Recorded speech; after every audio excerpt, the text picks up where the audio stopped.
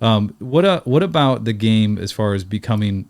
Is there a practical example you could tell me that how the game has become more analytical? You hear about this all. People talk about this all the time. The game baseball has become so analytical. What is what does that even mean? And is there a practical example of that, or do you not even agree with that? I think it's something that if we never had, we would have never needed. If that doesn't make sense, because even exit velocities, I mean, that's great to see it and the launch angles and stuff, but if we never ever even saw that, we would still know we hit it hard and that this angle line drive still a hit. So from a very simplicity standpoint, that would do. But there's other things that's kind of, it's helped, just knowing the numbers. Sometimes the eyes can be tricky. You can't see everything.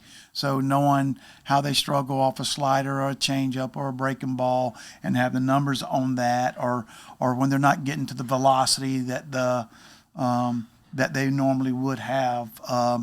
To me, there's just, there's other ways there's good use. So I think hitters, that there was never hitting coaches. I've been a hitting coach for a lot of years. There was never a hitting coach ever again. I think hitters would figure it out. I think they have to, just like pitching, they got to figure it out. It's like the game tells you something. The pitchers are literally telling you what you need to work on. And I still use that. So,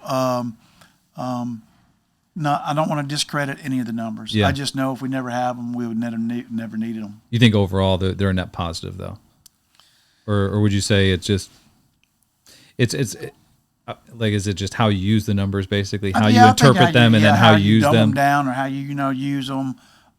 Some guys, I mean, a lot of these hitters now, they grow up in labs, right? So that's kind of all they know. That's the most norm thing. Do you think analytics part of hitting specifically takes away some of the hitter's feel?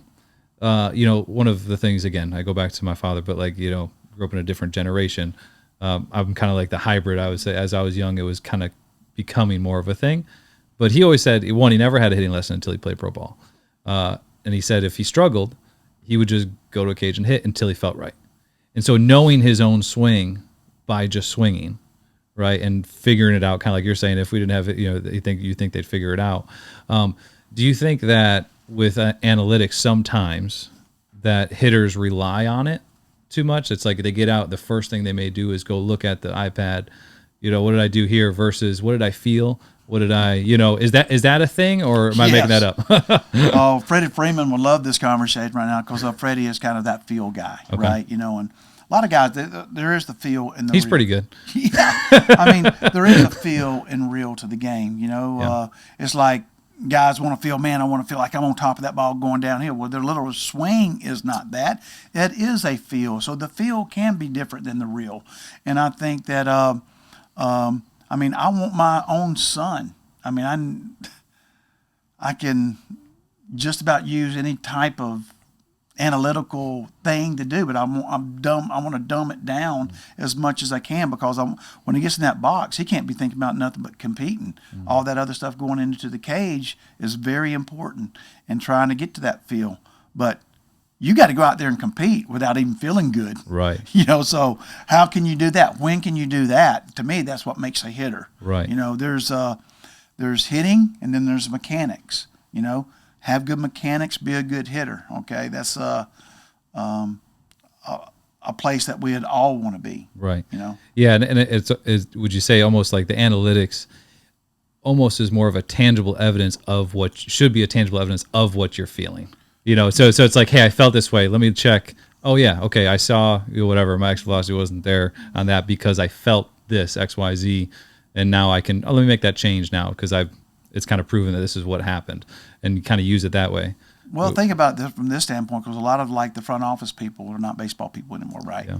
So when an analytical guy can woo them with the numbers and what they're going to come and bring, it's like, oh, that's the new thing. Hitting is so different than pitching.